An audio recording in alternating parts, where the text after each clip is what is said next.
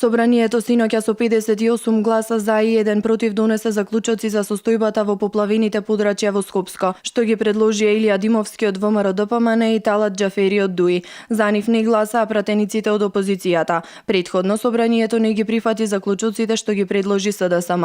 Со усвоените заклучоци меѓу другото, собранието се заложува државните и надлежните институции да продолжат да излегуваат во пресрет на жителите од погодените подрачја, се до конечно одстранување, санирање и ублажување на последиците од катастрофалната временска непогода. Се бара владата да го реализира заклучокот за авансно обештетување на погодените семејства и да продолжи да се ангажира за брза проценка на штетите, а државните институции да преземат законски мерки против оние кои ја злоупотребуваат настанатата состојба за финансиска корист. Владата треба да изврши проценка и доколку е потребно да пренасочи средства од одредени тековни буџетски ставки во надлежни институции со цел справување со последиците од катастрофалната временска непогода. Министерството за финансии и владата да подготват, а собранието да разгледа одлука за прераспределба меѓу буџетските корисници, со кои ќе се обезбедат средства за обештетување на семејствата на загинатите лица, загрозените семејства, како и за санирање на штетите. Средствата за кои досега не се преземени договорни обврски преку склучени договори, а предвидени за набавка на возила кои не се поврзани со основната дејност на буџетскиот корисник, изградба на репрезентативни објекти, купување мебел и друга опрема, како и средства за репрезентација доколку е потребно делумно или целосно да бидат пренаменети за оваа намена.